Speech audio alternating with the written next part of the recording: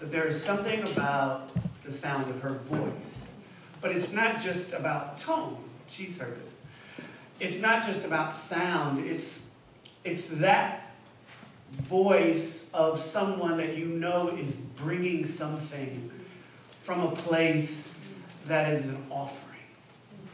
Right? It is an act of love that she brings in her service, in her music. She talked about, and this whole sermon is not going to be about Stacy. It could be, very could be. She'll tell me in the end if this was really about her. But she talked about being a therapist. She's a powerful music therapist. She uses the gift of music as a way to heal and has done it intentionally, has made a commitment to it for her life. And she's brilliant with it. And the only thing that probably was missing is some samba music, which is one of her favorite things. Which brings me to my favorite thing. It brings me to the remembrance that there is just so much more possible all the time. And it's really one of my favorite things because it eliminates so much. So if I start in a place that says there's so much possible, how much do I have to give up? Right? Like how many excuses, how much frustration, how much irritation, how much annoyance do I surrender and let go of simply by remembering there's so much possible? Everybody say that. There's so much possible. Does that resonate with you? If not yet, we'll get there. Because I know that sometimes it can be challenging when it comes to taking on concepts and principles and ideas, and it can be very challenging moving beyond our own experience about what happens in our life. And the whole thing about coming together in community is to remind ourselves on a regular basis. What are we reminding ourselves of? Well, depends on where you are. Here in this community, we're very clear that we're reminding ourselves that there's so much more love, that there's so much more beauty, that there's so much more power, that there's so much more creativity, that there's so much more truth beyond the experiences that I've already had. There's so much more, and here's the thing, if you didn't grow up in a teaching like this, if you grew up in a teaching that said, if you do X amount of things, you're going to hell, and we don't know exactly what it looks like, but we know it's really hot. We know it's really painful, but that's what we're going to talk about. So don't do these things. And if you grew up in a teaching like that, you've got some unlearning to do, right? You've got some healing to do, because that was a limited idea from what we will call a prehistoric or a limited perception or an old way of thinking, and we've been able to see more. If you're not someone who is diving into the books of people and the writings of people who have gone and crossed over and come back, if you've never read anything or listened to a man like Daniel Brinkley, who has been struck by lightning like some 7 or 9 times and has died and has come back, and specifically he's answered the calling not to just tell us what's happening on the other side, but to help us have peace with this journey. We wrestle with some things that we absolutely know happen. We are born, and at some point we die. It's a very difficult thing. You see how tense the room kind of gets. It's like, is he going to say it? Is he going to say we die? Well, it's an idea and it's a concept, but it's not necessarily what we think it is. It's completion. It's completion. And sometimes it's hard to imagine that a 6-month-old has had a full journey. But it has. And at some point along the way, the parents of that 6-year-old can have access to that realization as well. Just like all of us, sometimes when we lose a job or a job comes to an end, it's not the end of the world, no matter how much anybody ever lost a job or ever worked for a company that one day they walked in and found out that the day after today it's not going to be there? If you live in America, it's happening to you or your neighbors or your cousins or your brothers and sisters. And there's a thought process, right? There's an idea that that is the end. It's not. It never has been. And so we start looking at these ways of thinking, right? We need to get beyond limitation. And so our topic for today is 4 A's beyond the limited conceptions, right? So we're moving beyond the limited ideas. lives, right? So we're going to talk about how we do that. Now, I want you, if you want to pull out your phone, if you want to use something, you want to write a note down, I want you to just take a moment, and I want you to write down somewhere, capture really cleanly and really clearly 4 things that you know are concerns of yours. Just 4 things. 4 things that you know are concerns. You could write a text message to yourself, don't press send. All of this is being recorded, so you don't need to write a bunch of notes. But what I want you to do is, you're starting this day with us here, with me here at Soul Center, and I want you to have 4 clear things that are concerns of yours. They could be worries, they could be fears, but the top things, and of course the first 4 things that come to mind are them. If there are only 3, that's okay. The 4th one will chase you around the rabbit hole later. It will find you. All of us have at least 4 things that are going on in our lives right now that we're concerned about. It could be in the financial realm. It could be with our children. It could be with our relationship. It could be with our own health.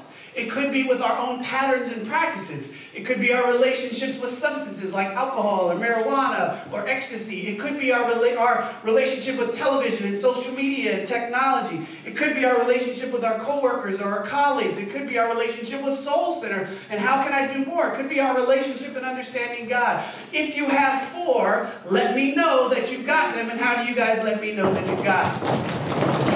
That's right. So if you've got 4, we just make a little noise. We let the world know that we're alive, right? So here's the thing. You can put it away once you've got it. And now let's just be really honest. How much time and attention do you give to those 4 things that you decided were concerns of yours? Oh, really? Okay. How much time and attention do you give to the things that are concerns of yours? Or another question, how much time and attention do you give to things that are not really that important? I mean, one of the ways that you can kind of determine whether or not you should worry about something, whether or not you should be concerned about something, or whether or not you should give your attention to something, is whether or not in this moment you can do anything about it. So there are whales, there's always this video that circulates through social media all the time. There are whales that they go hunting in Japan. They have this horrible process. It's very vicious. There's lots of red water. The ocean's not red, so that means there's a lot of blood in the water. There's just a lot of stuff going on right now. That's just, it's tragic. It's sad. And I cannot do anything about it right now. But I can pray. But I can send love. I can hold our world in an idea of better than that. But there are some people, when they see something like that, it's just their whole mood. And it kind of wipes them out. So the first A that I want to talk to you about is your attention. The thing that you have control over the most, where you can most immediately begin changing your life, and all of the 4 situations or conditions that you have, is your attention. Now, here's the thing. Until you become aware of your own thoughts, you have absolutely no control over your attention. This is why meditation is important. This is why having a practice, whether it's still sitting each day, 5, 20 minutes, an hour. Somebody says, one meditation teacher is often known to have said, if you can't find 20 minutes, you need to sit for 40. If you can't find an hour, you need to sit for 2. And Reverend Keith, the wonderful minister that anchors this place, he facilitated a class that I was a part of the other day, and he said something that I'm going to bring into this space. Maybe he said it to you before. When we're rushing and we're in a hurry, when we have so much going on and we're so busy, the best way to get through all that really is to slow down. Really, you get more done when you slow down.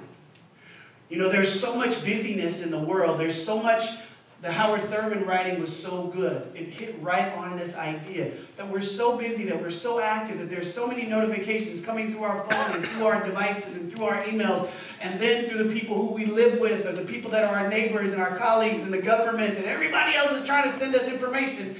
And at some point, we've got to focus our attention.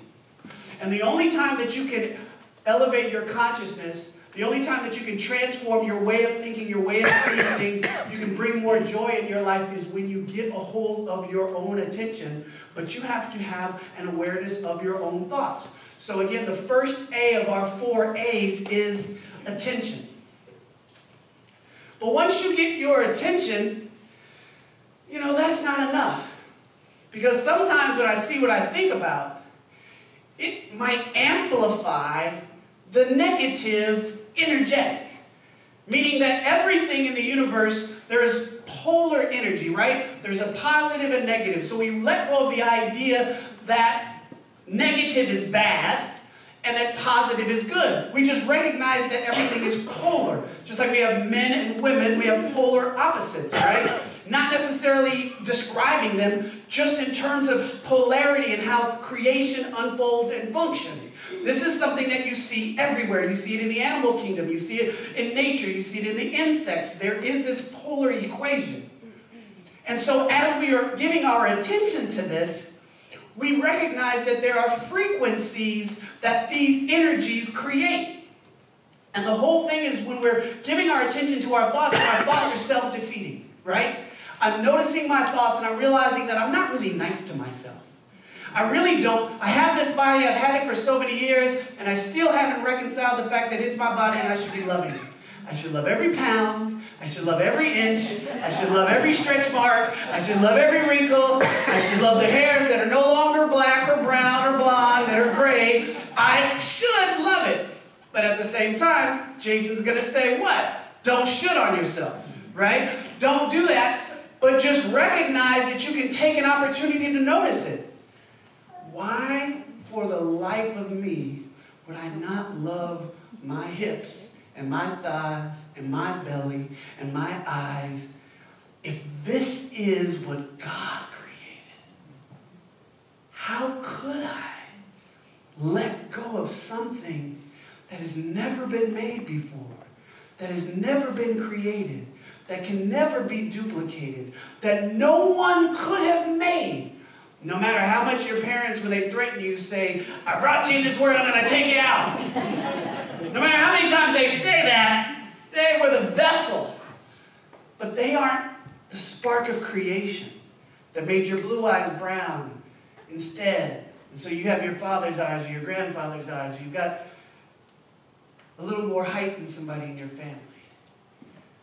There's an awareness of this, and so when we put our attention on the thing, we have to tune into something. So the second A is attunement. Because it's essential that once we become aware of things, there's so much going on in the world.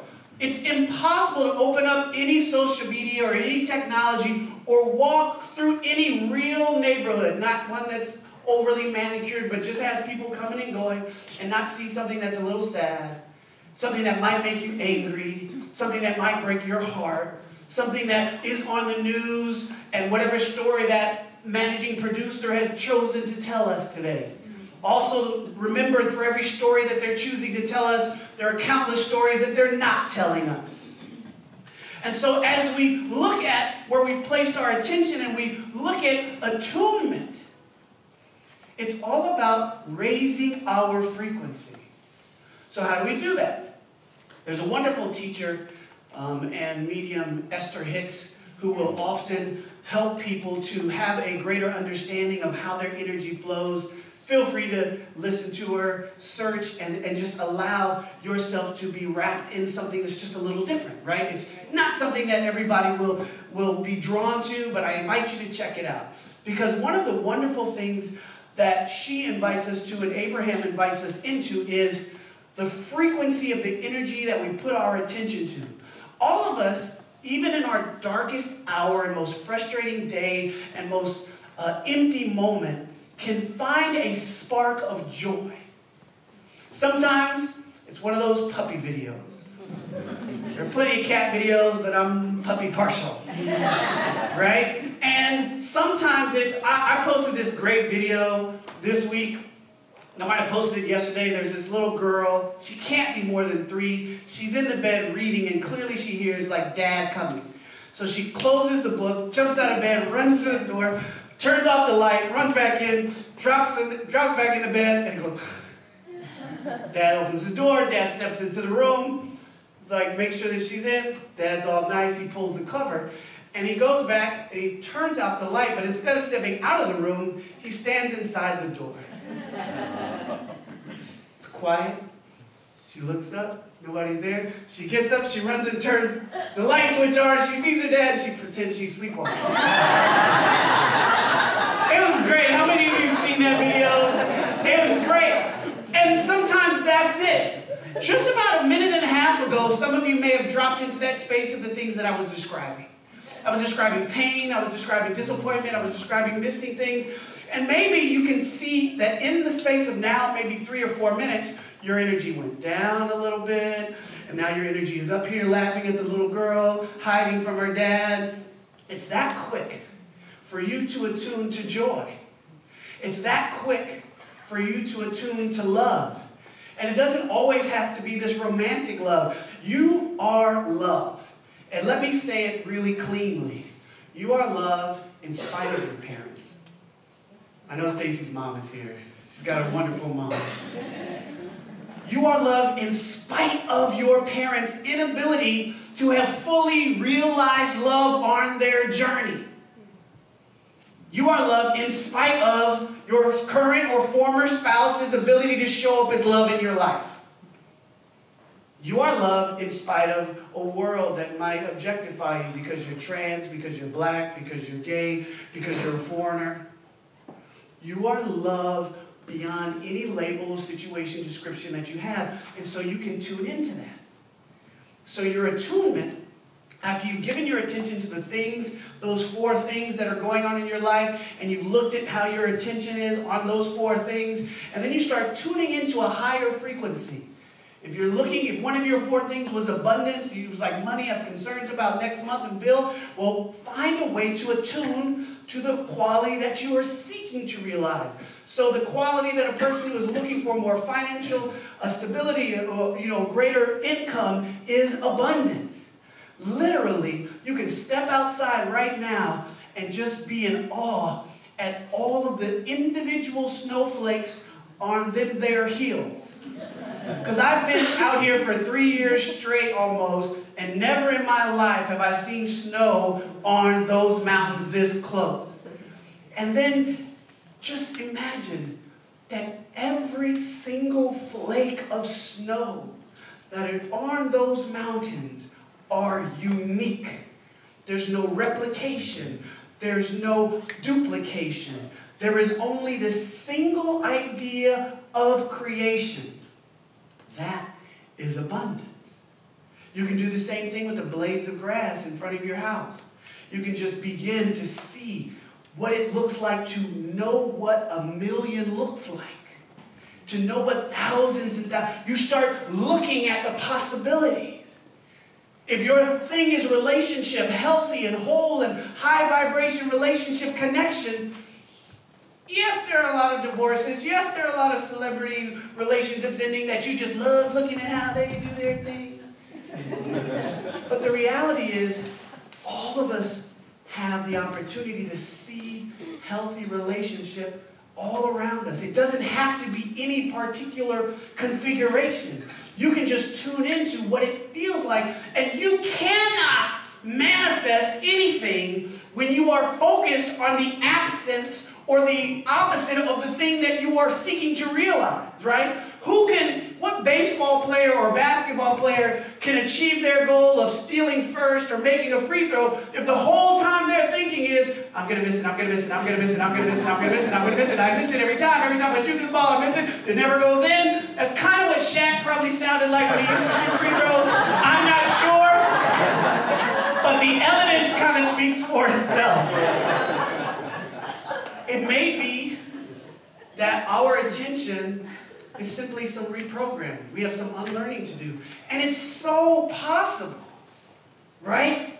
It's so possible. And in you is the authority over your thoughts. Everybody say A. A. Everybody say A. A. So we've got 2 A's, right? We've got attention. Say attention. Attention. Right? We've got attunement. Say attunement. Attunement. What's the third A? Alignment. You see, once you tune into something, you then have to align yourself with that thing so the energy transference can begin. Because you are a space within eternity. You are a space within all of creation. Yes, we have a rover that just stopped working on Mars. Yes, we've got satellites. There's so many satellites going around the earth, no matter how many people try to convince us that the earth is flat.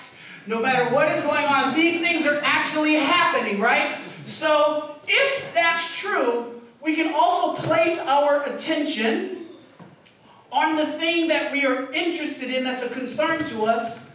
We can attune. Is that me? Hey, tune it in, buddy. We can attune ourselves to the frequency of that thing. It's probably bouncing off of me. And we can align ourselves with it. So we get ourselves in a space of joy. We get ourselves into the frequency of love. We get ourselves into the frequency of that. And then we place our attention on that thing. When we are in alignment, we start feeling differently. The attunement brings our feeling tone higher. From the higher feeling tone, we move into our awareness of that thing, that condition, that situation that is on our mind or on our consciousness. As we align ourselves with that thing, we can be open and available to what is possible there. So what does that look like?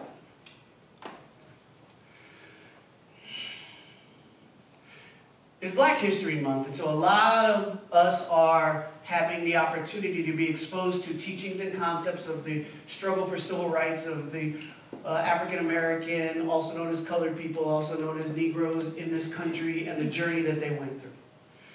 And the ancestors that went on that journey, all of the conditions that the American culture created and produced, all of the situations and circumstances.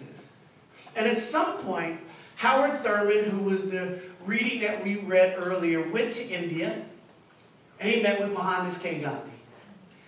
And over that time, he was exposed to the teachings around nonviolent resistance.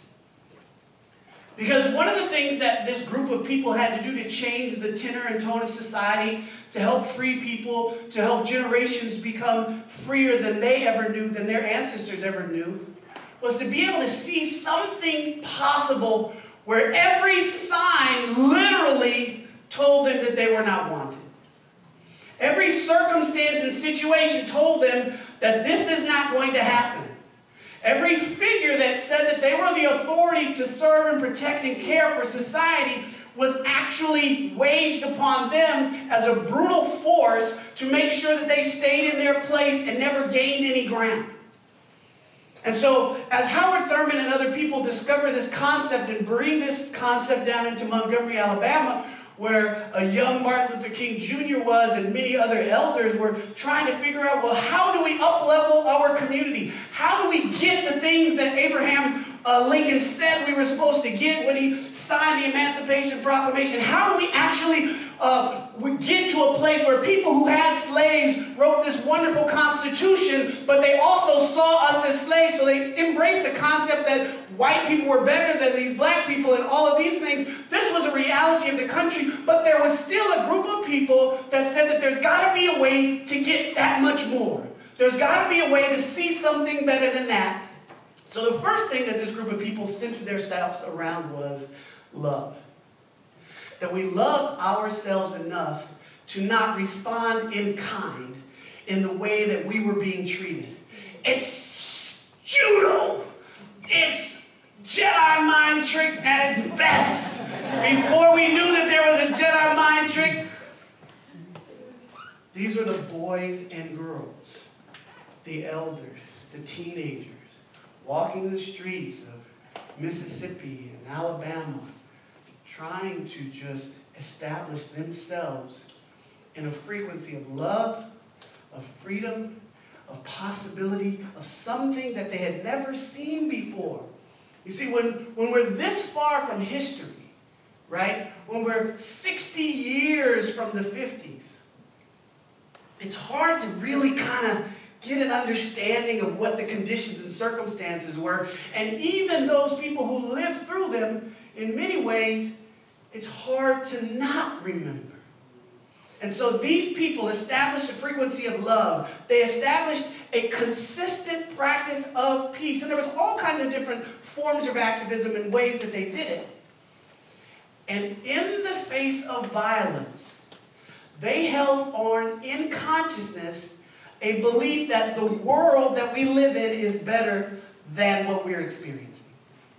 And so they anchored and held this love through the brutality, through all these situations, and went home and loved on each other and walked back out there again. You've got people in Congress in Georgia who were on those bridges in those days. And it's hard to really understand, for me, as an ancestor of those people, what it took. But what I see when I look at it now with my consciousness is a spiritual practice. A willingness to see something beyond the conditions. To see that there's got to be something better. There's got to be more possible. To anchor myself in something that is beyond the conditions that I'm experiencing. To anchor myself in a greater love and a greater peace and a greater beauty no matter what. There was a news story that came out the other day that these 13 and 12 and 15-year-old girls were locked up in a building in Mississippi for a month because they wanted to go to the movie theater. No food, no water, just a situation that's beyond our personal comprehension. And yet, these women who have grown up to be wonderful, these girls that grew up to be wonderful women, are free to live their life because they held on to something that was beyond their circumstances, beyond the conditions, beyond what everything, every sign pointed at them to. So when we talk about attention, attunement, and alignment, the thing about these spiritual teachings is it brings us eventually to the last letter for today, which is simply ascension. When we're able to anchor this very challenging world, these qualities, we walk in this very challenging world, but we are not of it. So we have these ideas of love, of joy, of beauty, of harmony, of peace, of plenitude and abundance.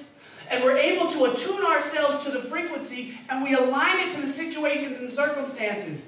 But here's the thing. We are never so heavenly minded that we're no earthly good. These teachings mean nothing if they do not manifest in how we treat our brothers and sisters. And they really mean nothing if we stand up in a world where they're able to legislate and create laws that are against the spiritual principles that we know.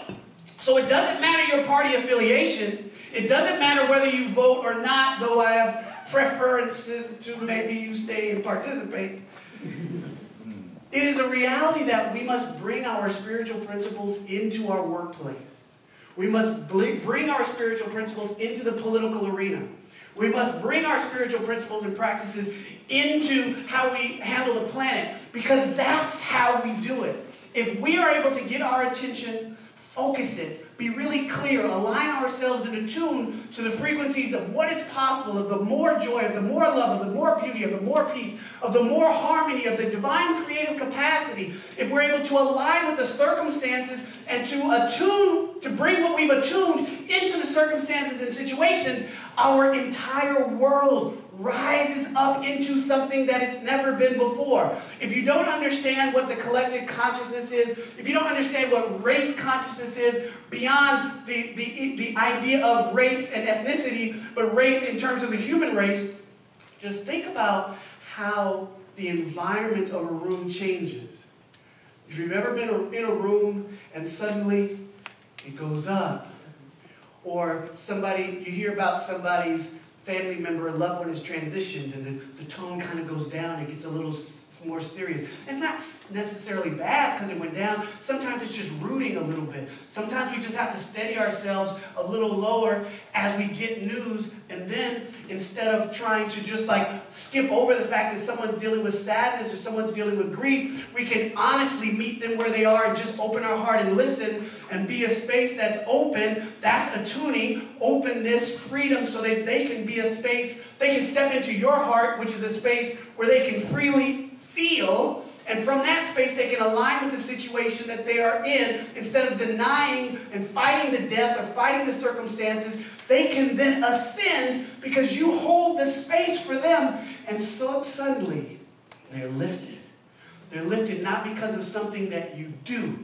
They are lifted because of what you are, because you have tuned to the truth of who you are. You have tuned to the love that you are. You have attuned to the beauty that you are. You've aligned with them. You've connected with them in their moment of sadness and grief. And because of that, you have loved them in a way that allows them to ascend out of the muck and mire of the conditions and circumstances, and they can now see a day where they can walk and remember the joy and the beauty of the loved ones that have transitioned. They can walk and see if there's a situation of losing a job in a world where they can believe that there's another opportunity for them to make money, to provide for their family. They can walk in a world where they can truly believe again that it's possible for all of us to be that thing that Martin Luther King often talked about, which is the beloved community, where people literally walk in every neighborhood, in every situation, in every circumstance, and they never feel like they don't belong. That no matter what we're going through, we can go through what we go through, but because of the 4 A's, because we are aware, because we are attuned, because we are aligned, our entire world ascends. Thank you.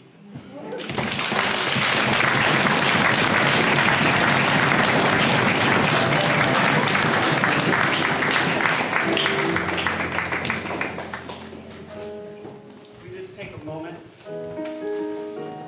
just a quick moment of prayer, and allow yourself in this moment, if there are concerns that are on your heart, if there are things or circumstances or situations that are going on with your family, friends, and loved ones that you would like to bring into this prayer field, allow them to just come forward in your heart. This, if no other space in your life, is the place. This space right here that we are holding right now is a field of consciousness. This is a community of love. This is a community of acceptance. This is a community of embrace. This is the place where you can be vulnerable and know that there are shoulders for you to lean on, and there is a field of love for you to lean into. And so as we have spoken, or I have spoken and allowed Spirit to speak through me, I'm knowing the highest good of joy, of love, of beauty is emerging. That this singular presence which manifests as our life is creating spaces for healing and liberation, even as Stacy talked about her little girl. Maybe the little boy or the little girl in you is rising up so that there can be a healing and a liberation, so that there is no gap between you and who you've been and that greater yet to be that is emerging in this now moment.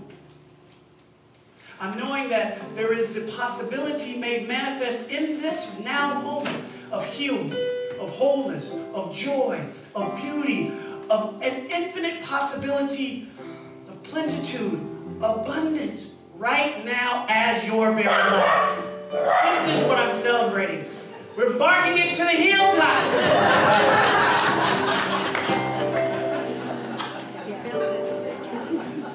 We know. And maybe it's feeding time. And as our soul is satisfied, we celebrate the reality of the word that has been spoken. We simply let it be. And so it is. Amen.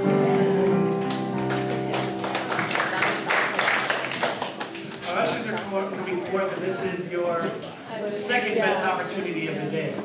The first was when you woke up this morning and you decided, against all odds and the comfort of your bed, to come out to Soul Center this morning. And so your second opportunity is to continue the expansion of a community that works for everyone. Soul Center is a community that has lovingly embraced me and has accepted me, that allows me the opportunity to come and share with you. And this community is continuing to grow. There's a vision here. You want to be a part of this community. You even want to start showing up prepared with your tithes and offering and your giving in advance, because you are considering how important is Soul Center to my life. Maybe it's one of those 4 things, or maybe I'm inviting it to be one of the 4 things in my life so that I can support this good work that is happening right here in Orange County.